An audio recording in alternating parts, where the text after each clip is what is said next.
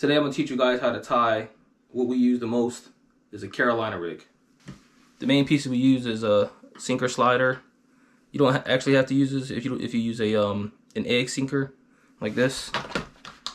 If you guys use these, you don't need the sinker slide because the egg sinker does both, slides and acts as your weight. But most of the time we use coin weights, so we use this. The other part you'll need is a bead. We'll talk about why you need that.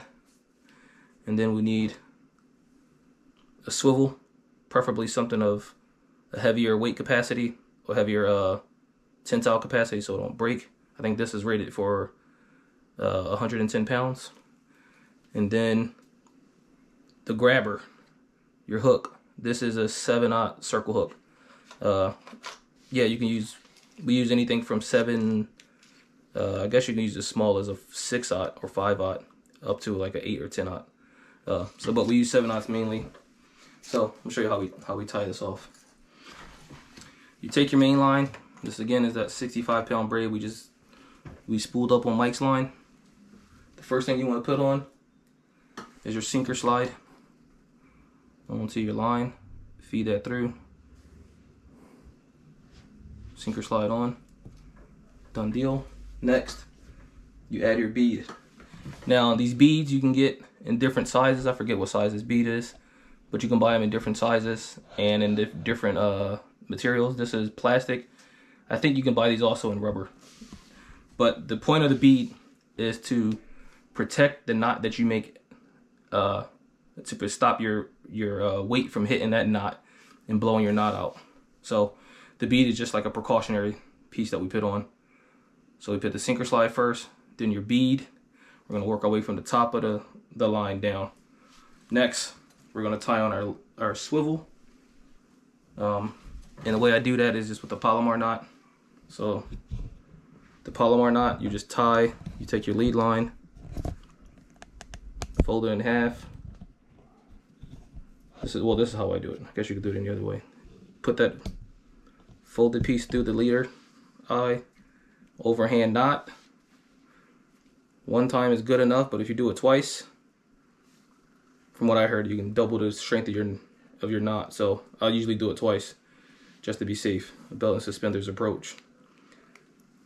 Double knot it twice over. Feed the swivel back through that loop you made. Bring it around. That's what you should have. And then you pull tight. I usually bite it. And you got your Palomar knot. I don't know how well you can see that, but alright, so now we got the swivel on, bead on, weight sinker slide. So as you can see, as that weight's coming back down, it'll hit that knot, and that bead is there as a buffer just to prevent the weight from disturbing that knot tied to your terminal end.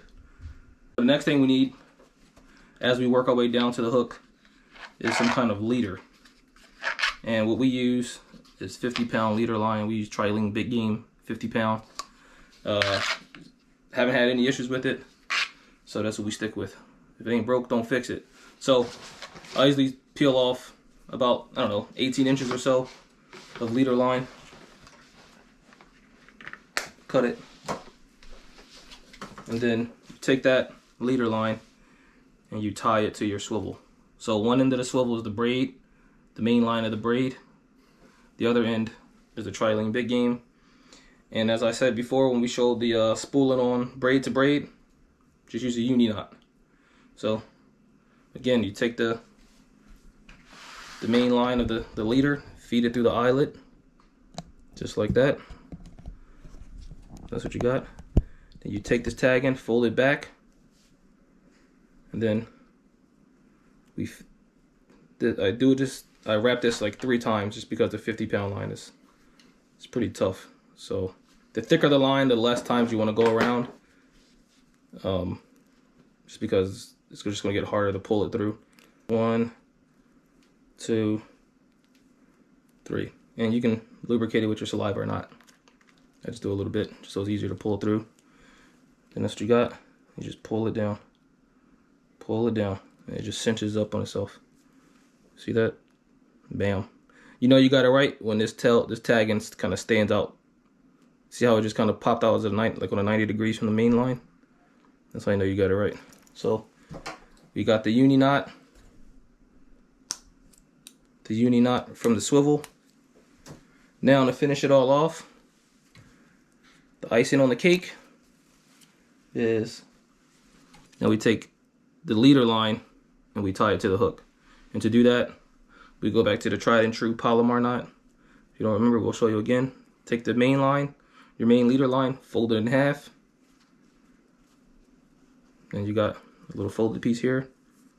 You feed that piece through the eye of your hook. And we'll feed that through. So now this is what it should look like once it's fed through. You got the folded end through one side and the tail end through the other side. That's kind of how it's sitting in there, right? Ouch, hooking myself.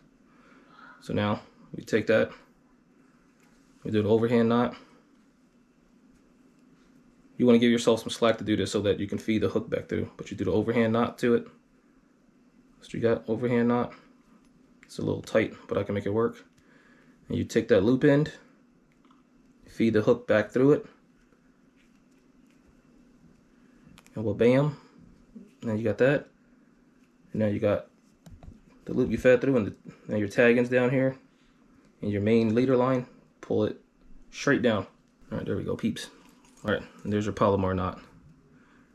Palomar knot to the hook, and then we'll do a recap of what we did. All right, so working down the main line.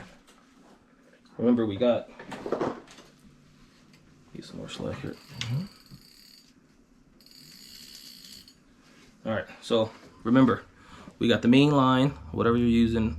Today we're using braided line. We got a juncture here where you got a sinker slide if you need it. Then you got secondly a bead. That's to protect your knot. You see how that bead comes down and whacks at that knot there. That's what that bead's to stop that from happening, from destroying that knot. Then you got a knot from the main line to your swivel, Palomar knot.